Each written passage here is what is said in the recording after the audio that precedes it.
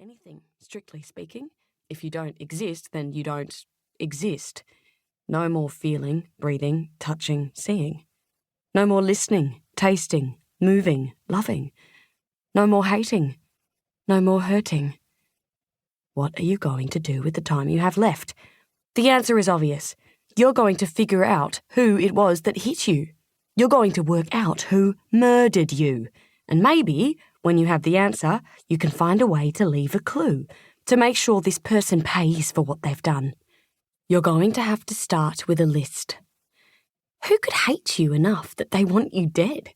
Surely there can't be that many people. You're not a bad person. Of course you've made mistakes, but no one is perfect. No, there has to be a reason, a motive. What's happened recently? What's changed? The first person is obvious. Karen, Tallulah's mum from school. You know why she's top of the list. You know what you did. Number 2 is harder. You don't want to put her on this list, but you have to. Victoria, your best friend. But then, she's much more than that, isn't she? Who else? You could consider colleagues from work, a client that feels like they were shortchanged, or your sisters-in-law. They never thought you were good enough for their brother. No, you don't think any of those people would have real motive. Besides, there's one major player you're ignoring, and you must acknowledge the possibility.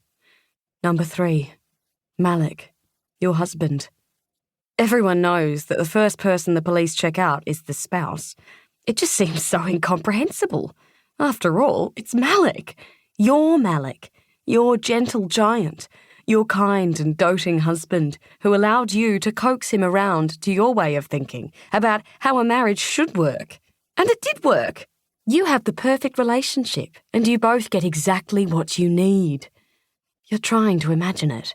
Malek, with his powerful 5'11" frame and his broad shoulders and his muscular arms. Would he? Could he? Could he genuinely swing a blunt instrument at the back of his wife's head and take her down? Leave her here to die? The thing is, as gentle as Malek seems, there's that fiery temper underneath. The nasty clash with Ollie Cook back when he was playing in the Jersey Flegg Cup is proof of that. If you pushed him too far, you're going to have to move him to the top of the list.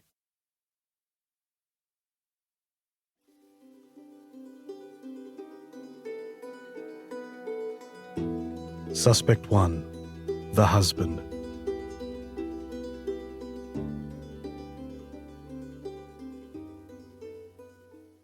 Chapter 1.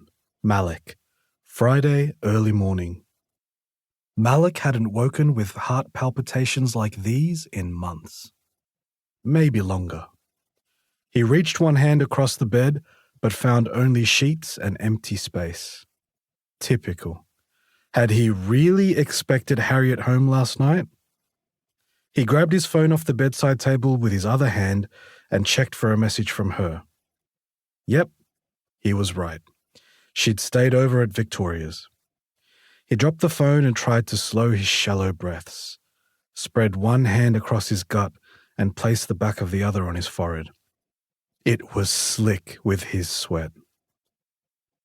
Come on, pull it together. He closed his eyes and focused on the rhythmic sounds of the rain drumming on the roof, allowed the steady white noise to fill up his mind and push everything else out. Slowly, his breathing started to calm as he felt the rise and fall of his stomach. He slid his hand up to his chest and noted that the hammering of his heart was already dissipating. That's it. Just don't slow all the way down to nothing. He wasn't sure if it was a dream that had set him off. He had no way of knowing. He'd never been the type to remember his dreams.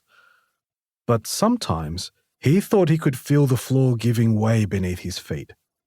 It was ridiculous that an incident that hadn't even actually happened to him could still do this to him all these years later.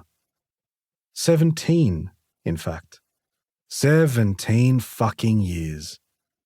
Some random woman at a party had sat down opposite him once, taken his hands in hers, leaned in close,